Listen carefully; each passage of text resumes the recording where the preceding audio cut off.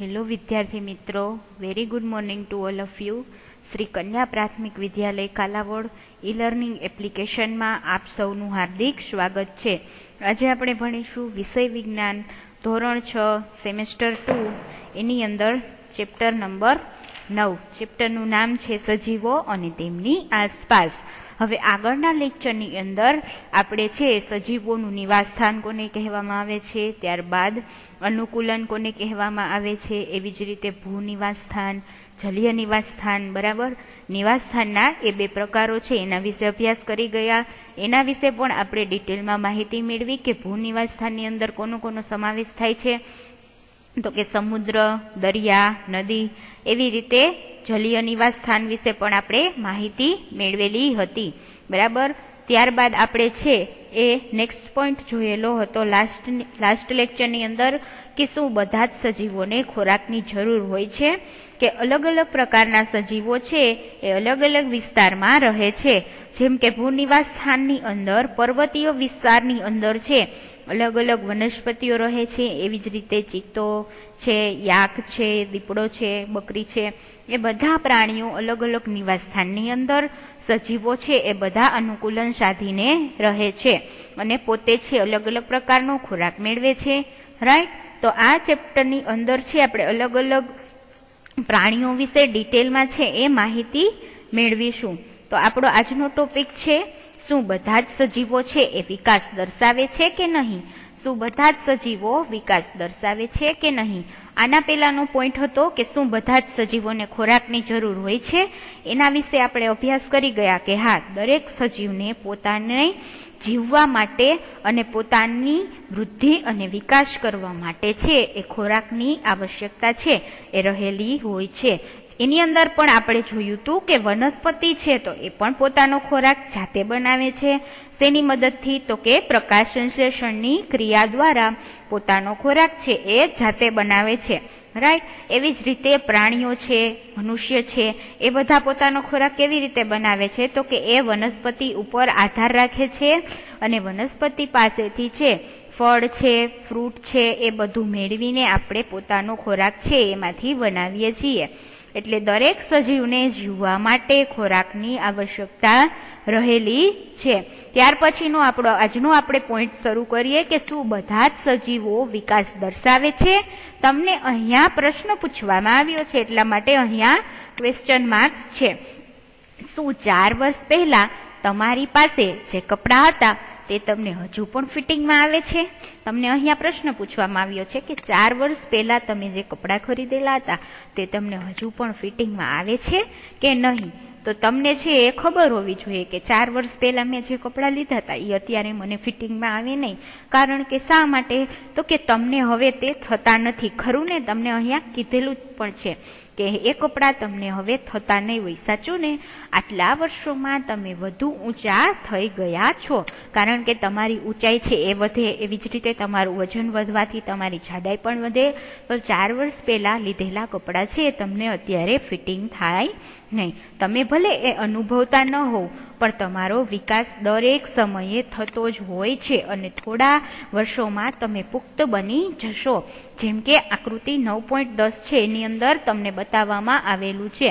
હવે આપણે લોજિકલી વિચારીએ તો આપણને ખબર પડે કે 4 વર્ષ પહેલા કોઈ પણ આપણે કપડાં લીધા હોય એ આપણને અત્યારે થાય નહીં. કારણ કે આપણે જ્યારે જન્મીએ છીએ ત્યારથી જ આપણી વૃદ્ધિનો દર છે એ શરૂ થઈ જાય છે. એટલા માટે જ્યારે આપણે નાના હોય ત્યારના કપડાં આપણને થતા નથી, બરાબર. અને આપણો વિકાસ થઈને લાસ્ટમાં આપણે એક પુખ્ત વ્યક્તિ બની જાય છે. જેમ કે આકૃતિ 9.10ની અંદર તમે જોઈ શકો છો કે એક બાળક છે જ્યારે જન્મે છે ધીમે ધીમે 2 વર્ષનું થાય, ત્યારબાદ 3 વર્ષનું થાય, 5 વર્ષનું થાય, ત્યારબાદ એ સ્કૂલમાં જવા માંડે તમારી જેમ, ત્યારબાદ એ પુખ્ત બની જાય છે. તો હવે જ્યારે એ બાળક જ્યારે શરૂઆતના સ્ટેજમાં હોય, જ્યારે એનો બર્થ થયો હોય ત્યારના કપડાં અને જ્યારે એ યંગ બની જાય ત્યારના કપડાં છે એને એક સરખા ફિટિંગમાં આવતા નથી. કારણ કે એની વૃદ્ધિ અને વિકાસ છે એ દરેક સમયે થતો જ રહે છે અને એ આપણે ઓબ્ઝર્વ પણ કરી શકીએ છીએ કે આપણી હાઇટ છે એ વધી જાય તો આપણને કપડાં છે કોઈ પણ લીધા હોય એ ટૂંકા થતા હોય છે. હવે પ્રાણીઓના બચ્ચા પણ પુખ્ત બને છે. જેવી રીતે આપણે આકૃતિની અંદર જોયું, આ આકૃતિ આપણને છે મનુષ્યની અંદર છે એ વૃદ્ધિ અને વિકાસ છે કેવી રીતે થાય છે તમને અહીંયા બતાવવામાં જ આવેલું છે 9.10 ની અંદર કે બાળક મોટું થઈને પુખ્ત બને છે. રાઈટ, દરેક સ્ટેજની અંદર તમે જોઈ શકો છો કે જ્યારથી બેબી બોર્ન થયું હોય ત્યારથી લઈને ધીમે ધીમે દરેક મંથ થાય ત્યારે એનો વિકાસ છે એ થતો રહે છે અને ધીમે ધીમે એ એક એડલ્ટ એટલે કે એક પુખ્ત વ્યક્તિ બની જાય છે. તો હવે અહીંયા તો મનુષ્યની વાત કરેલી, ત્યારબાદ તમને પૂછવામાં આવેલું છે કે શું પ્રાણીઓના બચ્ચા પણ પુખ્ત બને છે?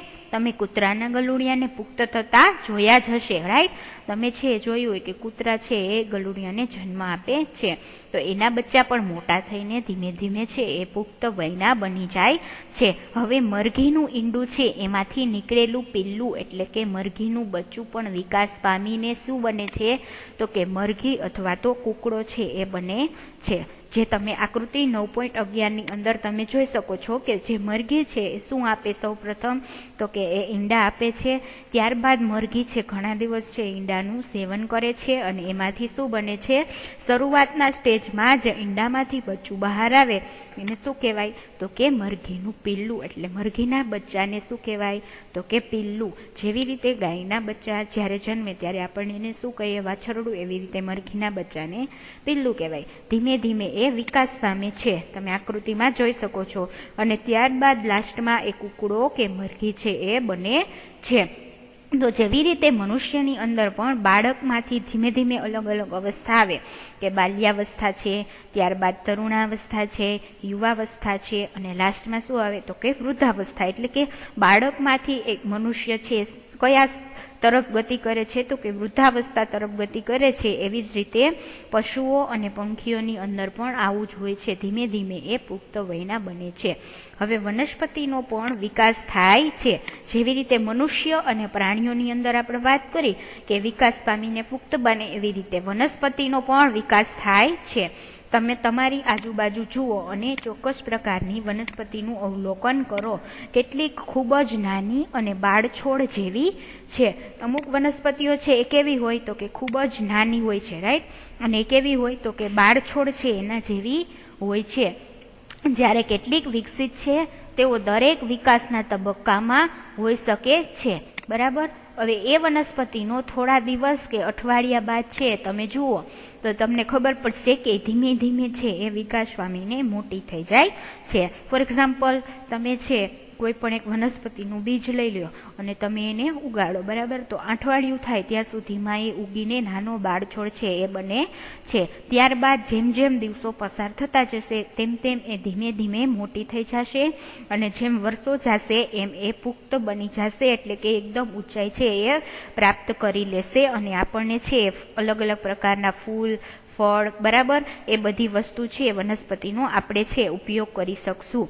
તો કે વનસ્પતિઓને થોડા દિવસ કે અઠવાડિયા બાદ જુઓ તો તમે નોંધશો કે તેમાંથી કેટલીક છે એ કદમાં વધી ગઈ છે. એવી જ રીતે દરેક સજીવમાં વિકાસ એ એક સામાન્ય બાબત છે. વિકાસ છે એ દરેક સજીવની અંદર થતી એક કુદરતી પ્રક્રિયા છે જેને આપણે નલિફાય કરી શકીએ નહીં. રાઈટ, ફોર એક્ઝામ્પલ, તમારો છે તમે અને તમારી સિસ્ટર હોય બંનેની હાઇટ છે સેમ હોય નહીં, પરંતુ તમે ધીમે ધીમે છે હાઇટ તો તમારી વધતી જ હોય. એટલે કે તમારી અંદર છે વૃદ્ધિ અને વિકાસ તો ચાલુ જ હોય, પણ અમુક વ્યક્તિમાં છે એ શરૂઆતમાં એની હાઇટ એકદમ વધી જાય અને ત્યારબાદ 18 વર્ષનું થાય ત્યારે એની હાઇટ છે એ મહત્તમ હાઇટ એ પોતે પ્રાપ્ત કરી લે છે. એવી રીતે અલગ અલગ પ્રકારના મનુષ્ય, પ્રાણી અને વનસ્પતિ છે એની અંદર વૃદ્ધિ અને વિકાસ છે એ એક સામાન્ય બાબત છે. અને વૃદ્ધિ શું છે તો કે એ કુદરતી પ્રક્રિયા છે કે જે દરેક મનુષ્યની અંદર થતી રહે છે. તો શું તમે વિચારો છો કે નિર્જીવ વસ્તુઓનો વિકાસ થતો નથી? તો કે હા, નિર્જીવ વસ્તુઓ છે એનો વિકાસ થતો નથી. તમને ખબર જ હશે, તમારી ઘરે ટેબલ હોય, ખુરશી હોય તો એ કાંઈ વિકાસ કે એની વૃદ્ધિ થતી નથી. એ તમે જેવા તમે માર્કેટમાંથી ખરીદીને લીધેલા હોય એવા જ રહે છે. એની અંદર વૃદ્ધિ કે વિકાસ છે જોવા મળતો નથી. ત્યાર પછીનો નેક્સ્ટ પોઈન્ટ જોઈએ કે શું દરેક સજીવ છે એ શ્વસન કરે છે કે નહીં, રાઈટ। જેવી રીતે આપણે બે આગળના પોઈન્ટ જોયા કે શું દરેક સજીવને ખોરાકની જરૂરિયાત રહે છે, એવી રીતે આપણે બીજો પોઈન્ટ જોયો, બરાબર, કે શું બધા જ સજીવો છે એ વિકાસ દર્શાવે છે। તો ત્યાર પછીનો પોઈન્ટ છે કે શું દરેક સજીવ છે એ શ્વસન કરે છે કે નહીં, તો કે હા, દરેક સજીવ છે એ શ્વસનની ક્રિયા છે એ કરે છે। તો જોઈએ, શું આપણે શ્વાસ લીધા વગર જીવી શકીએ? તમને અહીંયા ક્વેશ્ચન પૂછવામાં આવેલો છે કે શું આપણે શ્વાસ લીધા વગર જીવી શકીએ, તો કે નહીં, કારણ કે દરેક સજીવને શ્વાસની છે એ જરૂર પડે છે। જ્યારે આપણે શ્વાસ લઈએ છીએ ત્યારે બહારની હવા શરીરની અંદર છે એ દાખલ થાય છે, બરાબર। હવે બહારની જે ઓક્સિજન યુક્ત હવા છે એ આપણા શરીરની અંદર દાખલ થાય છે, બરાબર, આપણા નસકોરા દ્વારા। જ્યારે વાતાવરણની જે ઓક્સિજન યુક્ત એટલે કે O2 યુક્ત જે હવા છે એ આપણે નાક દ્વારા લઈએ છીએ, ત્યારબાદ એ ફેફસામાં જાય છે અને ત્યાંથી એ બ્લડમાં ભળીને ઓક્સિજન યુક્ત રુધિર છે એ આખા શરીરની અંદર પરિભ્રમણ કરે છે અને કાર્બન ડાયોક્સાઇડ યુક્ત જે રુધિર છે એ પાછું ફેફસાની અંદર જાય છે અને ઉચ્છવાસની અંદર છે એ બહાર નીકળે છે। હવે જ્યારે આપણે શ્વાસ છે બહાર કાઢીએ છીએ ત્યારે આપણા શરીરની અંદરની હવા છે એ બહાર નીકળે છે અને જ્યારે આપણે શ્વાસ લઈએ ત્યારે વાતાવરણની ઓક્સિજનયુક્ત હવા આપણા શરીરની અંદર દાખલ થાય છે। હવે શ્વાસોશ્વાસ એ શ્વસન ક્રિયાનો એક ભાગ છે। શું? તો કે શ્વાસોશ્વાસ છે એ શ્વસન ક્રિયાનો એક ભાગ છે।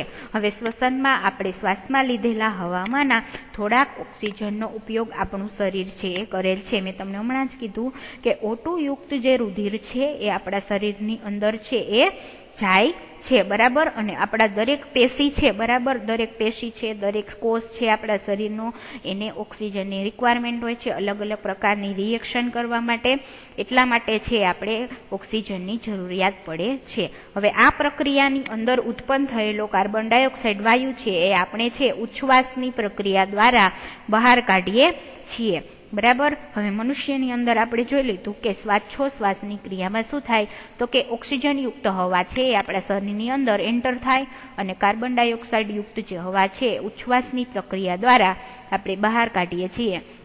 હવે જોઈએ તો કે ગાય, ભેંસ, કૂતરા કે બિલાડીમાં થતી શ્વસનની પ્રક્રિયા મનુષ્યમાં થતી પ્રક્રિયા જેવી જ હોય છે। આવા પ્રાણીઓ આરામ કરતા હોય ત્યારે તેમાંથી કોઈ એકનું અવલોકન કરો।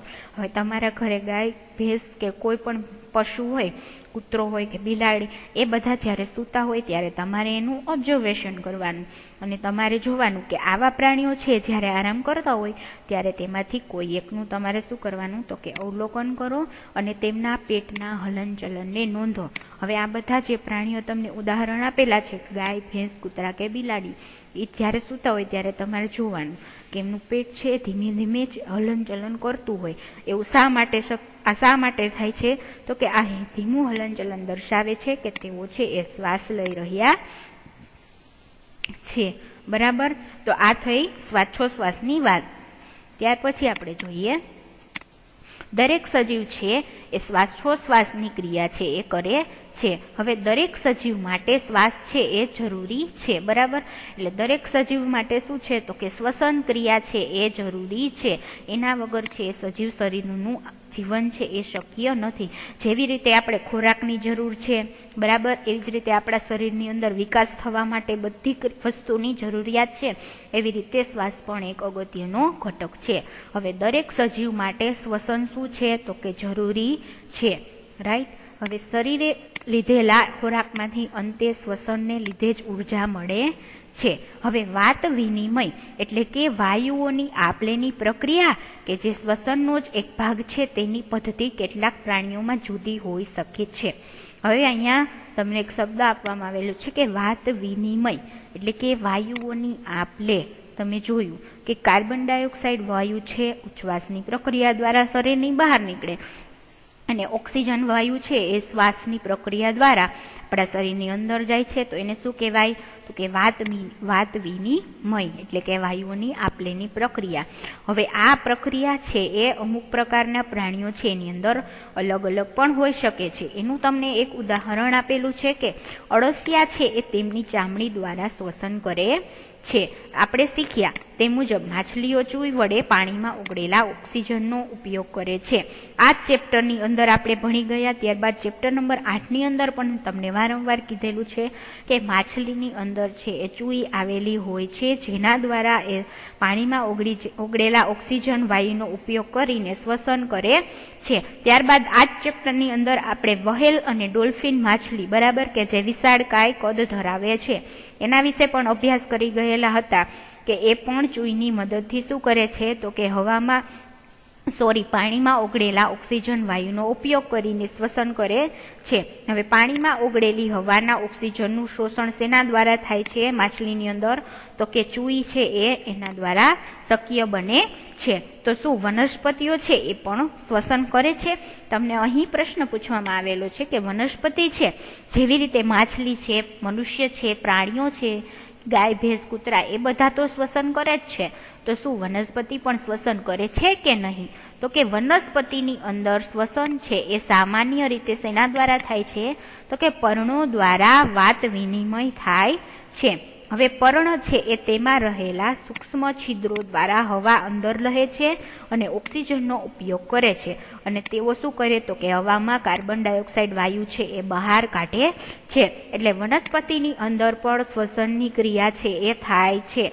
હવે એની અંદર પડી શું કરે તો કે પર્ણની અંદર છે એ સ્ટોમેટા એટલે કે પર્ણરંધ્રો, એ પર્ણરંધ્રો આવેલા હોય છે, જેના દ્વારા એ શું કરે, એની અંદર નાના નાના છિદ્ર છે એ હોય છે, એના દ્વારા એ હવા અંદર લહે છે અને ઓક્સિજન યુક્ત હવા અંદર લઈ અને O2નો ઉપયોગ છે એ કરે છે, અને હવામાં શું કરે તો કે કાર્બન ડાયોક્સાઇડ વાયુ છે એ બહાર કાઢે છે.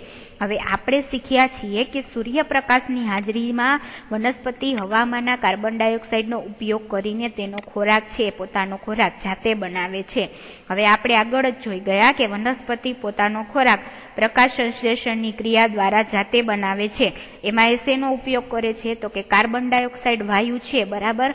દિવસ દરમિયાન જ્યારે સૂર્યપ્રકાશની હાજરી હોય ત્યારે વનસ્પતિ છે કાર્બન ડાયોક્સાઇડ વાયુનો ઉપયોગ કરીને પોતાનો ખોરાક બનાવે છે, અને ખોરાક છે એ સ્ટાર્ચ સ્વરૂપે પર્ણની અંદર સંગ્રહ પામે છે, અલગ અલગ ભાગોની અંદર પણ સંગ્રહ પામે છે, અને ઓક્સિજન છે એ બહાર કાઢે છે. હવે દિવસ દરમિયાન છે એ વનસ્પતિ વાયુ છે એ ઓક્સિજન વાયુ છે એ બહાર કાઢે છે અને કાર્બન ડાયોક્સાઇડ વાયુ છે એનું શોષણ કરે છે. એટલે આપણે છે એવું કહેતા હોય કે વનસ્પતિ છે એની નીચે બેસવું છે દિવસ દરમિયાન એ સારું કહેવાય, કારણ કે એ દિવસ દરમિયાન છે ખૂબ જ મોટા પ્રમાણમાં આપણને ઓક્સિજન વાયુ છે એ પૂરો પાડે છે.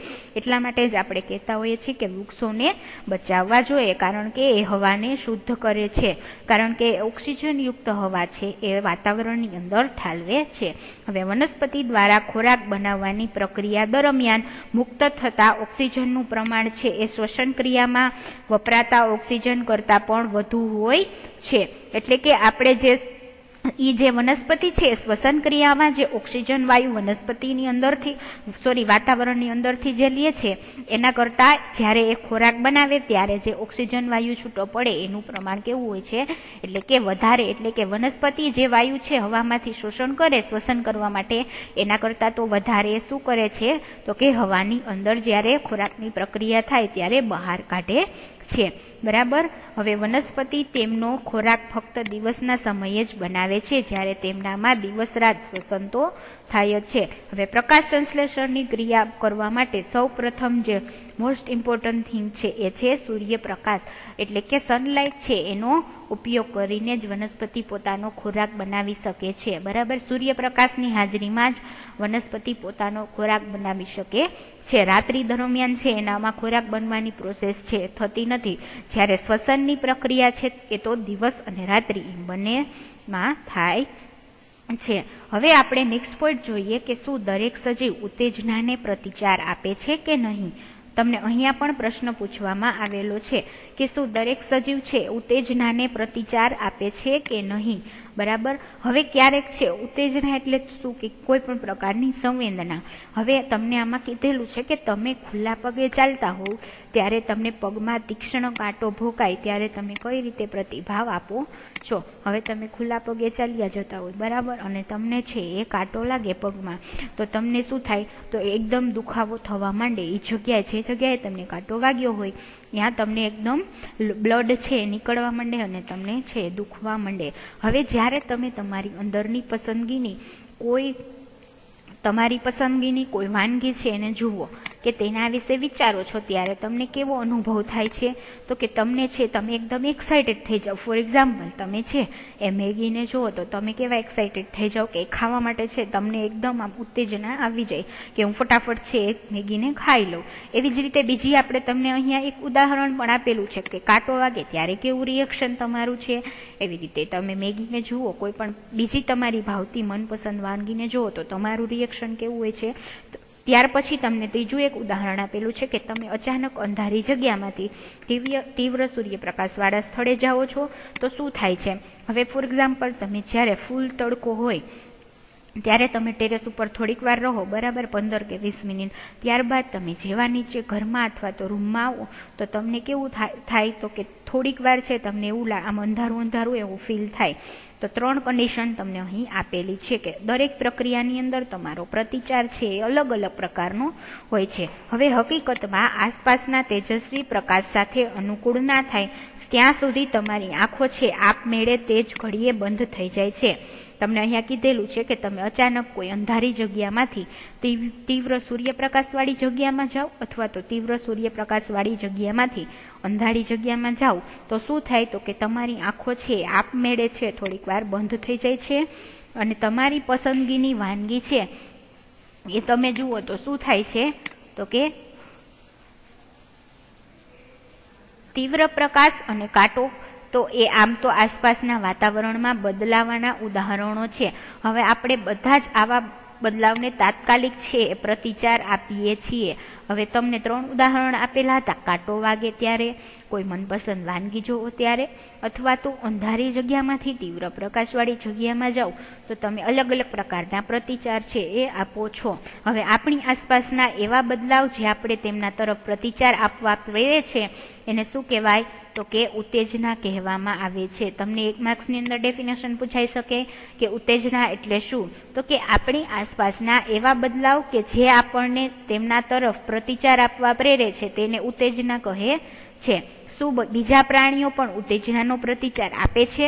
પ્રશ્ન પૂછવામાં આવેલો છે કે બીજા બધા પ્રાણીઓ છે એ પણ ઉત્તેજનાને પ્રતિચાર આપે છે કે નહીં. હવે જ્યારે પ્રાણીઓને ખોરાક આપવામાં આવે છે ત્યારે તેમના વર્તનનું અવલોકન કરો. હવે કોઈ પણ પશુ છે ને તમે ખોરાક બતાવો તો એ કેવું એટલું એક્સાઇટેડ થઈ જાય છે, એટલે પણ ઉત્તેજનાને પ્રતિચાર આપે છે. શું ખોરાકને જોતા જ તેમને અચાનક જ કાર્યશીલ થતા તમે જોયા છે? તમારા ઘરે ગાય કે ભેંસ હોય એને તમે જ્યારે કોઈ પણ ખોરાક આપો તો એ કેટલું એક્સાઇટેડ થઈ જાય છે એ તમે જોયું જ હશે, અને ન જોયું હોય તો તમારે એનું અવલોકન છે એ કરવાનું છે. જ્યારે તમે કોઈ પક્ષી તરફ જાઓ છો ત્યારે તે શું કરે છે, તમે જ્યારે કોઈ પણ પક્ષી છે તમારા ઘરે ચકલી આવતી હોય એને તમે છે દાણા નાખો તો એ એકદમ એક્સાઇટેડ થઈ જાય છે અને કૂદાકૂદ કરવા લાગે છે. હવે જ્યારે તેજસ્વી પ્રકાશને જંગલી પ્રાણીઓ પર ફેંકવામાં આવે છે ત્યારે તેઓ દૂર ભાગી જાય છે. હવે જંગલની અંદર જ્યારે રાત્રિ દરમિયાન ખૂબ જ અંધારું હોય ત્યારે આપણે પક્ષીઓ છે પ્રાણીઓ છે એની આંખ ઉપર આપણે પ્રકાશ ફેંકીએ તો શું કરે, એ દૂર ભાગી જાય. તેવી જ રીતે જો રસોડાની લાઇટને રાત્રિ દરમિયાન ચાલુ કરવામાં આવે તો તે વંદાઓ છે તેમની છુપાવાની જગ્યાઓ તરફ ભાગવાનું શરૂ કરી દે છે. રાત્રિ દરમિયાન વંદાઓ છે રસોડાની અંદર આમ તે માટા મારતા હોય, પરંતુ જો તમે સતત આમ રાતે જઈ અને લાઇટ ચાલુ કરો તો એ દોડધામ કરવા લાગે છે. શા માટે? તો કારણ કે એને છે ઉત્તેજના છે એ પ્રતિચાર આપે છે. શું તમે પ્રાણીઓની ઉત્તેજના અંગે પ્રતિચાર આપવાના અન્ય કેટલાક ઉદાહરણો પણ આપી શકો? તો એ ઉદાહરણો છે તમારે ગોતવાના છે. અહીંયા તમને ઘણા બધા ઉદાહરણ આપેલા છે, બાકીના ઉદાહરણ તમારે તમારી જાતે છે એનું કોષ્ટક બનાવીને લખવાના છે. શું વનસ્પતિ પણ ઉત્તેજનાને પ્રતિચાર આપે છે? કેટલીક વનસ્પતિના પુષ્પ માત્ર રાત્રે જ ખીલે છે. જેવી રીતે પ્રાણીઓ છે, પશુઓ છે, એ બધા ઉત્તેજનાને પ્રતિચાર આપે છે, એવી રીતે વનસ્પતિ પણ ઉત્તેજનાને પ્રતિચાર આપે છે. એનું તમને અહીંયા ઉદાહરણ આપેલું છે કે કેટલીક વનસ્પતિના પુષ્પ માત્ર રાત્રે જ ખીલે છે, જ્યારે કેટલીક વનસ્પતિમાં સૂર્યાસ્ત થતા પુષ્પ બંધ થઈ જાય છે. હવે લજામણી છે એક વનસ્પતિનું ઉદાહરણ છે. એ જેવી કેટલીક વનસ્પતિના પર્ણને કોઈ અડે ત્યારે પર્ણ છે એ બંધ થઈ જાય છે. તમે જ્યારે લજામણી છે એ વનસ્પતિનો એક પ્રકાર છે, બરાબર, એક ટાઈપની એ વનસ્પતિ છે કે એને તમે જ્યારે અડો તો એના પર્ણ છે એ કેવા થાય તો કે બંધ થઈ જાય છે. એવી રીતે ગુલાબ છે, ચંપો, ચમેલી, એ બધા પુષ્પો છે એ વનસ્પતિના દિવસ દરમિયાન ખુલે, પણ જેવો સૂર્યાસ્ત થાય એટલે એ કેવા થઈ જાય તો કે બંધ થઈ જાય છે. એવી રીતે લજામણીને તો તમે ખાલી ટચ કરો તો એના પર્ણ છે એ બીડાઈ જાય છે, એટલે વનસ્પતિ પણ પ્રતિચાર આપે છે. હવે આસપાસના વાતાવરણમાં બદલાવ થતા જ વનસ્પતિને તેને આપેલા પ્રતિચારના આ કેટલાક ઉદાહરણો છે કે જેવી રીતે મનુષ્યની અંદર, પ્રાણી, પશુઓ, એની અંદર પણ ઉત્તેજના છે એ જોવા મળે છે અને એ ઉત્તેજનાને એ પ્રતિચાર આપે છે. એવી જ રીતે વનસ્પતિ પણ શ્વસનની ક્રિયા પણ કરે છે, ખોરાક પણ જાતે બનાવે છે, એને ખોરાકની જરૂરિયાત રહે છે. વનસ્પતિ પણ વૃદ્ધિ અને વિકાસ દર્શાવે છે. એવી જ રીતે દરેક સજીવ ઉત્તેજનાને પ્રતિચાર આપે છે, એવી જ રીતે વનસ્પતિ પણ ઉત્તેજનાને પ્રતિચાર આપે છે. તો વિદ્યાર્થી મિત્રો, ત્યાર પછીનો ટોપિક છે એ આપણે નેક્સ્ટ લેક્ચરની અંદર જોશું. Thank you so much.